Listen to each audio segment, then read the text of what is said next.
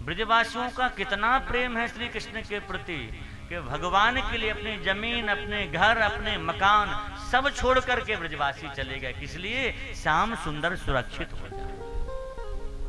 आज हम लोग कहते कि भगवान हमें नहीं मिल रहे हैं।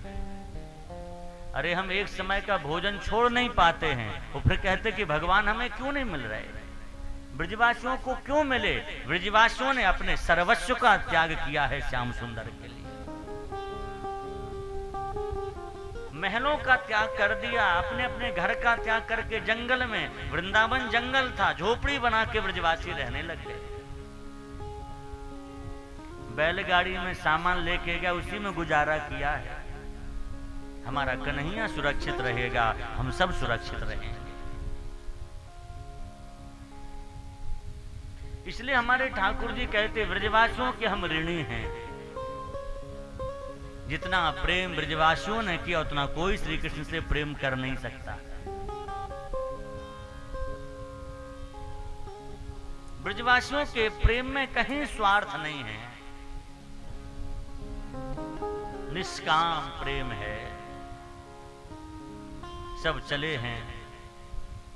जैसे चले तो अनेक गोपियां जो कई ऐसी थीं जिनको जिसने श्याम सुंदर को देखा ही नहीं था अभी। मैया यशोदा की गोद में ठाकुर जी बैठ के जा रहे, सब गोपियां गीत गाती जा रही हैं, क्योंकि वृंदावन जाना गीत गाते जा रही थे। एक बूढ़ी अम्मा जिनके मुख में दांत भी नहीं थे, वो जब देखे यशोदा की गोद में लाला कन्हैया बैठो भयो, तो उसके मन में इच्छा हुई, क्या कभी ऐसा भी दिन आएगा कि कन्हैया मेरी गोद में बैठेगा।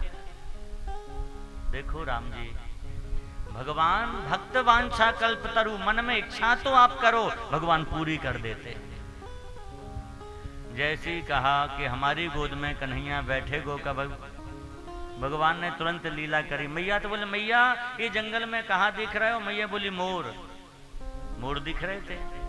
और जैसे देखा मोर के संग में और भी कुछ थे। मैया मोर के संग में कौन है? मैया बोली लाला मोर की बहू है मोरनी।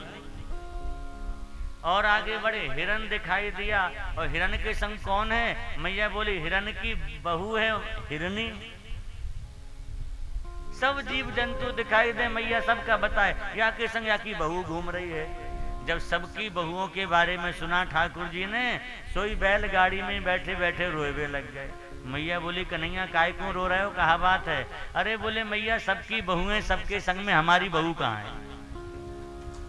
हमें वो बहू चाहिए।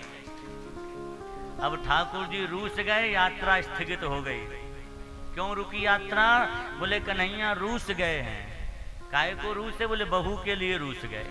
तो जितनी गोपियां थीं सब लाइन से खड़ी हो गईं। मैया बोली देख लाला कन्हैया, ये सब तेरी बहुएं पसंद कर ले, जो तो ठीक लगे तेरी बहू है।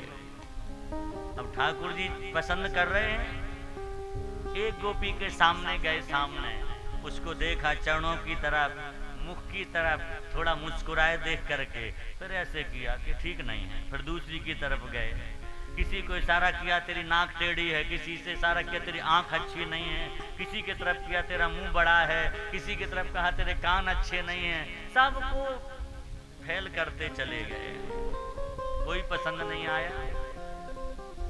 वही वृद्धा जो चाह रही थी कि हमारी गोद में कभी बैठे, बेचारी इतनी बूढ़ी थी, खड़ी भी नहीं हो सकती, बैठी थी।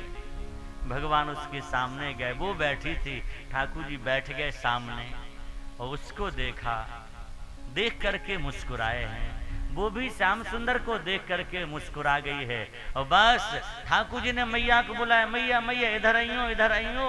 मैया जैसी आई, बोले कहा बात है, बहू मिल गई का? बोले मैया मिल गई, बहू मिल गई। कौन सी? बोले ये बहू ठीक है हमारे लिए। तो बस उसकी गोद में बैठ गए हैं। गोपियां ताली बजाए लग गई हैं। गोपी बोली लाला कन्हैया तूने बहू अच्छी खोजी ना, तेरे मोहड़े में दांत ना बाके मुख में दांत, जोड़ी बढ़िया बनी। ये क्यों किया भगवान ने? इसलिए उसके मन में इच्छा थी कि श्याम सुंदर कभी मेरी गोद में बैठे हैं। उसके मनोरथ की पूर्ति के लिए भगवान ने ये लीला की है। हम निवेदन करें, भगवान की कोई भी लीला अन्यथा नहीं होती, उसके पीछे आप देखेंगे कोई ना कोई हेतु होता, कारण होता। भगवान व्यर्थ में कोई कीड़ा नहीं, उनकी कोई भी इच्छा व्यर्थ में नहीं होती, बिना कारण के कोई क्रिया करते ही नहीं थे।